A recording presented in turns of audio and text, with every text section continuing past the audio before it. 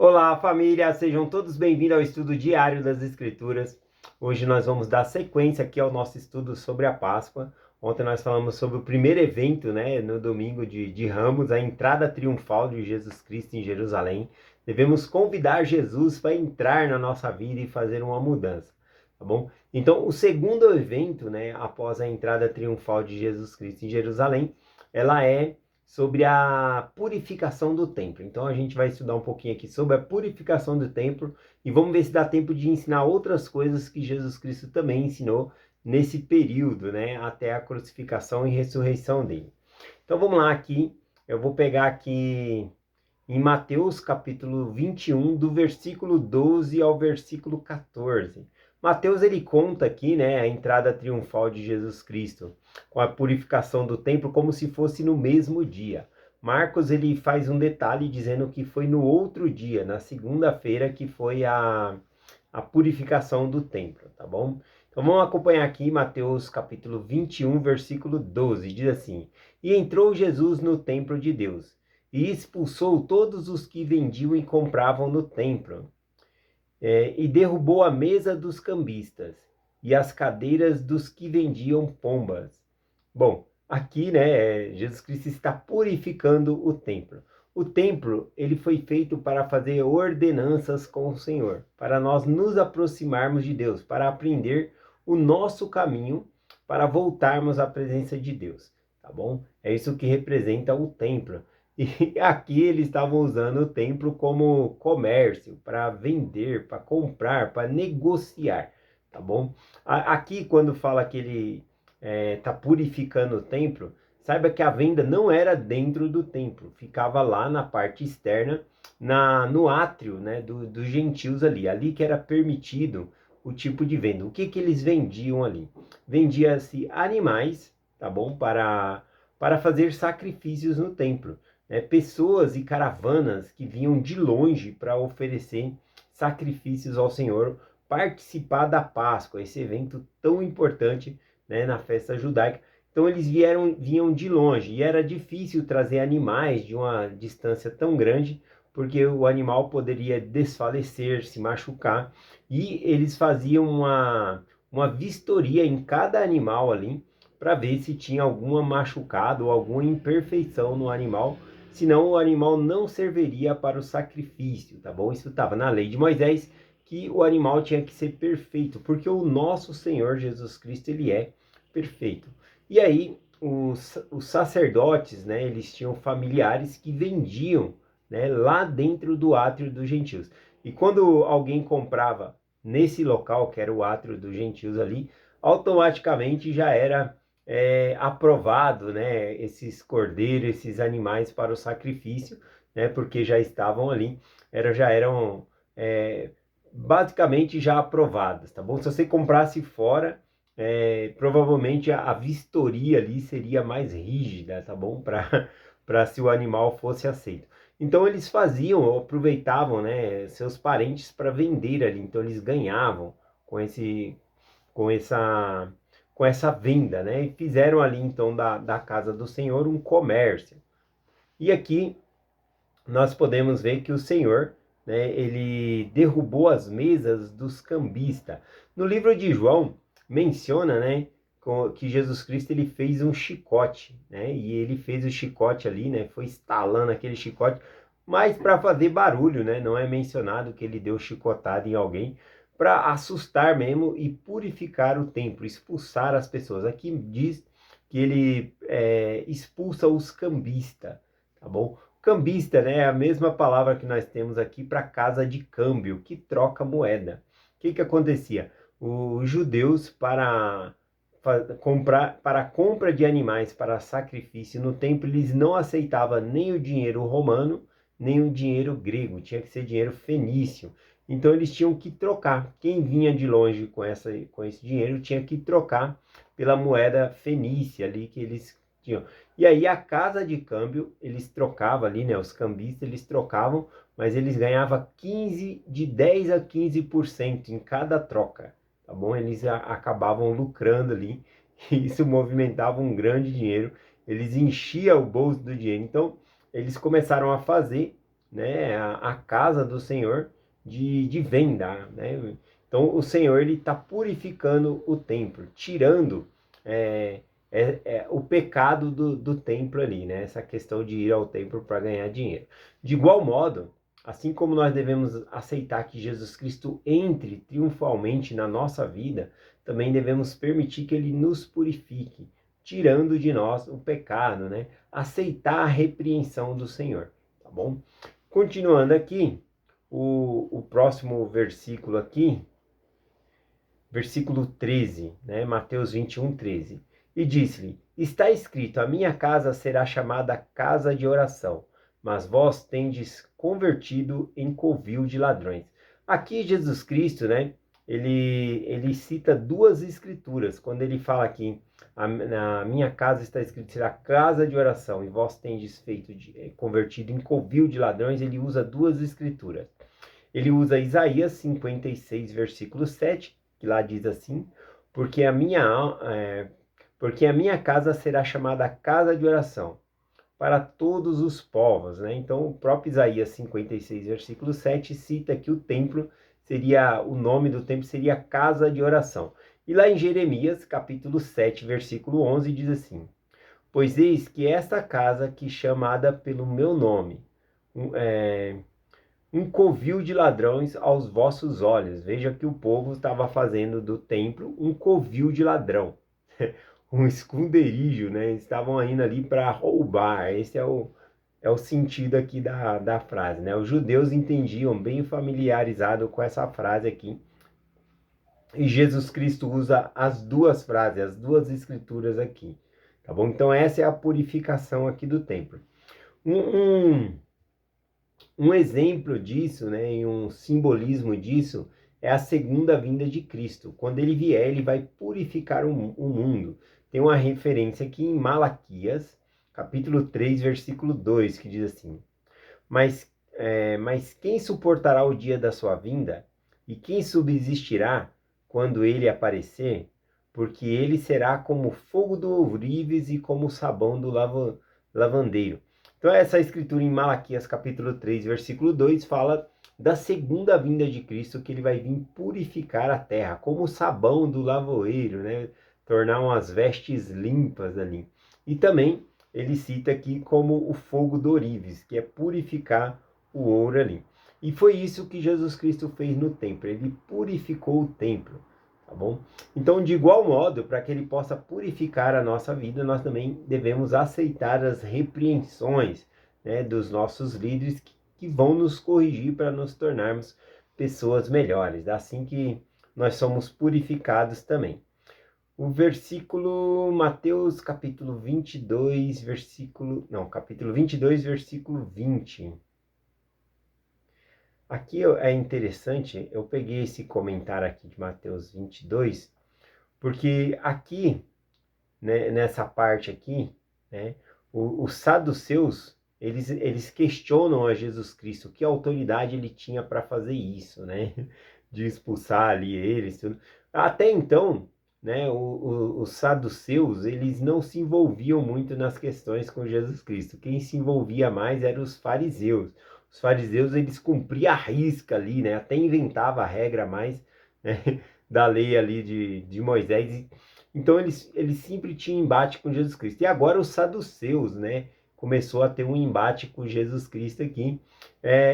Os saduceus, eles eram mais flexíveis, né? Vamos dizer assim. A cultura deles, eles se misturavam com gregos e outros, né? Já os fariseus, eles não se misturavam, tá bom? Então, os saduceus, eles se incomodaram principalmente por conta dessa perca de dinheiro que estava havendo aqui.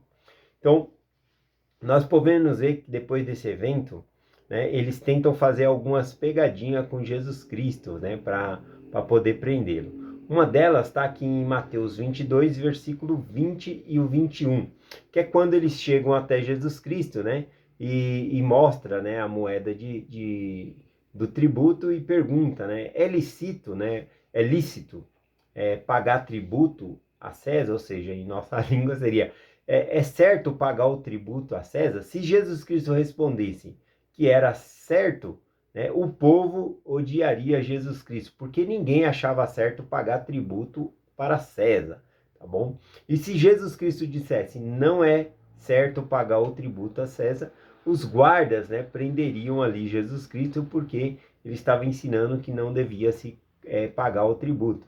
Então eles vão lá e perguntam para Jesus Cristo se é certo pagar o tributo para César ou não. A resposta de Jesus Cristo, né, diz assim: e disse-lhes: de quem é esta esfinge e essa inscrição? E disseram-lhe: de César. Então lhe disse: dai, pois, a César o que é de César, e a Deus o que é de Deus. Bom, aqui tem algo muito profundo nessa escritura. Bom, primeira coisa, Jesus Cristo ele fala: de quem é essa escrita e essa esfinge? Esfinge é a figura, né? A figura desenhada na moeda ali, como se fosse o rosto, né, de César ali, em alto relevo. Então isso significa esfinge. E aí ele fala: de quem é essa esfinge? Eles falaram: de César. Então dai a César o que é de César, e a Deus o que é de Deus. Bom, se a moeda pertencia a César, deveria ser dada a César. E a outra parte, eu acho muito profunda: dai a César o que é de César e a Deus o que é de Deus. E o que é de Deus? Bom, se o que é a imagem de César deveria ser dado a César, o que é a imagem de Deus? Vamos ler aqui em Gênesis capítulo 1, versículo 26. E disse Deus: façamos o homem à nossa imagem, conforme nossa semelhança. Então, assim como a moeda de César deve ser dada a César, nós, que somos feitos à imagem e semelhança de Deus, nós devemos ser dados a Deus. É isso que o Senhor quer de nós, que nós nos ofereçamos a Ele, que nós possamos voltar a Ele. Dar a Deus o que é de Deus significa, então, a gente voltar ao Pai Celestial. É isso que Ele quer. Por isso, esse grande sacrifício do Salvador Jesus Cristo, para que nós possamos voltar a habitar com Deus, nos tornar a semelhança e a imagem do Senhor. Já somos, mas toda a nossa vida aqui significa ganhar esses atributos de Deus em nossa vida para nos tornar semelhante ao nosso Salvador e a Jesus Cristo. Ou seja, ao nosso Salvador Jesus Cristo e ao Pai Celestial.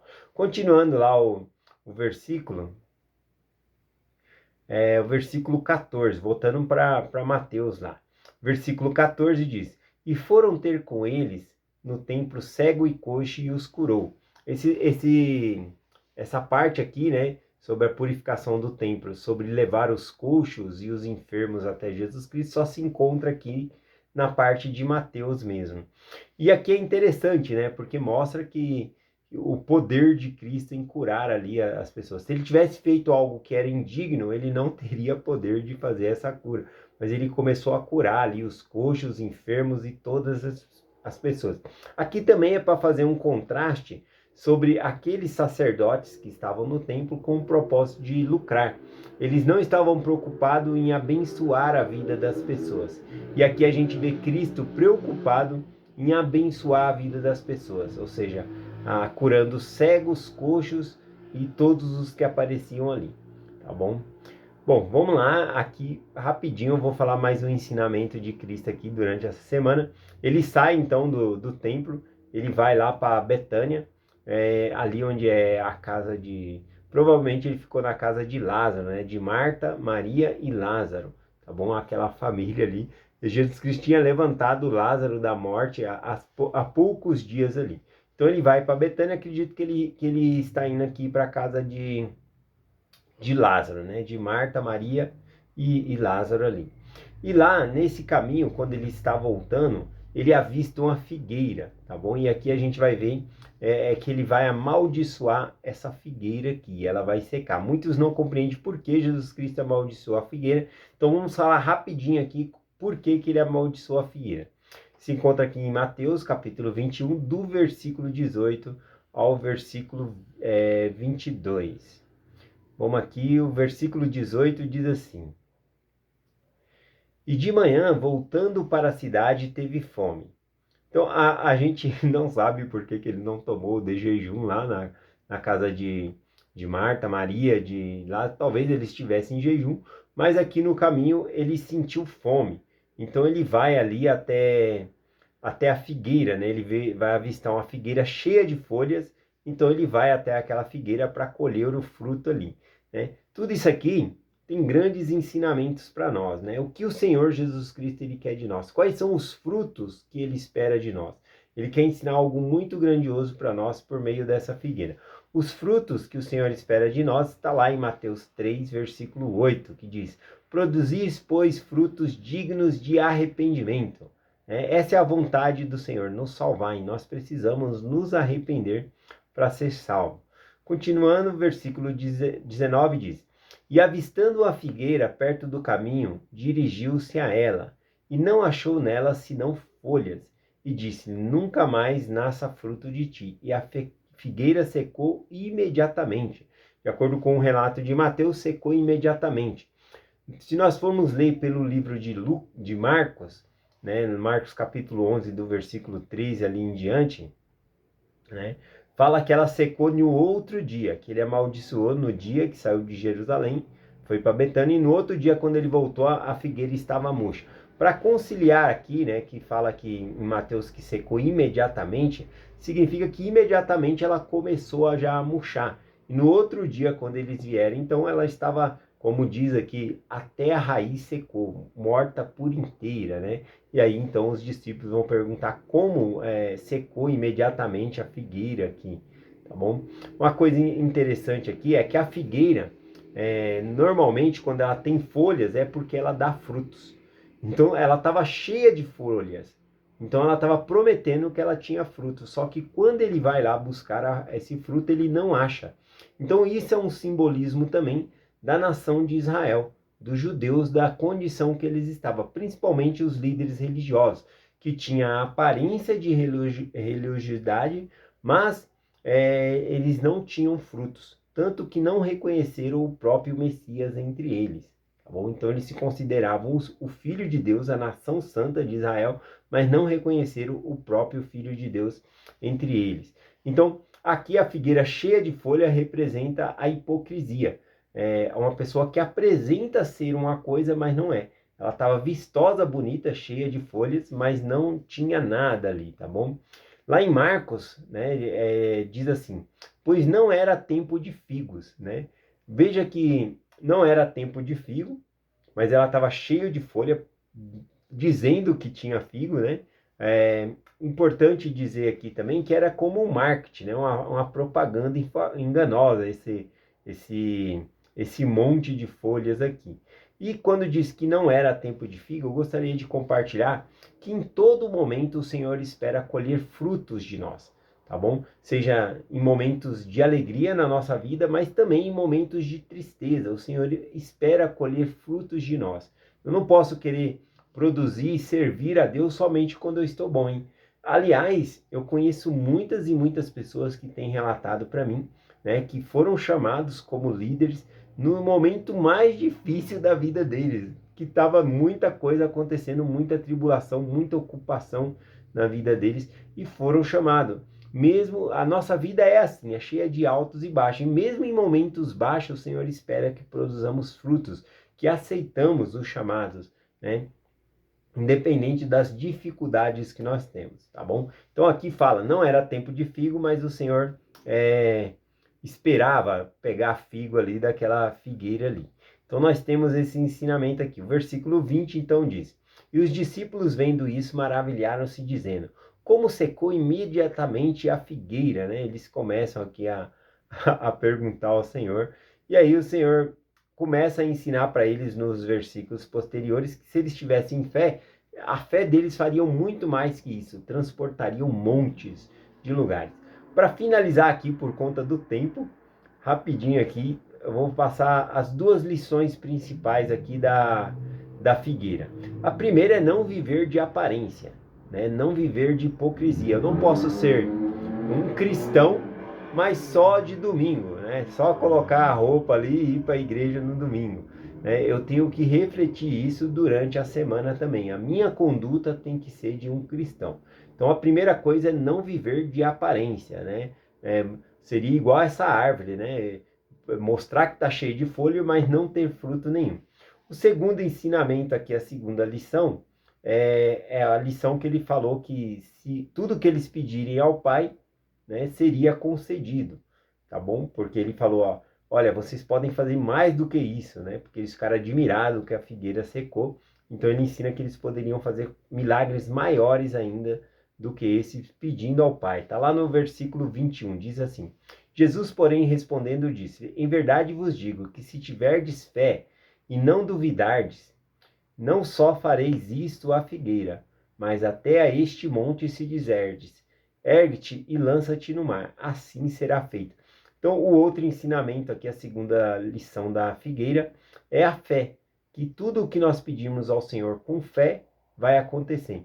Aqui a gente, quando fala de confiar, ter fé, confiar que vai acontecer, também significa alinhar a nossa vontade com a vontade de Deus. Aí sim o pedido ele é concedido, tá bom? Quando nós pedimos aquilo que Deus ele quer para a nossa vida. Então, basicamente essas são as duas lições bem importantes que nós aprendemos aqui com a parte da figueira. Felizmente o tempo já tá avançando aqui, então não dá para mim compartilhar mais coisas. Mas amanhã nós voltamos a compartilhar mais alguns ensinamentos aqui nesse período da Páscoa, entre a entrada triunfal de Jesus Cristo em Jerusalém até a sua ressurreição no domingo. Então essa é a parte que eu compartilho com vocês hoje, essa mensagem. Em nome de Jesus Cristo. Amém. Até amanhã.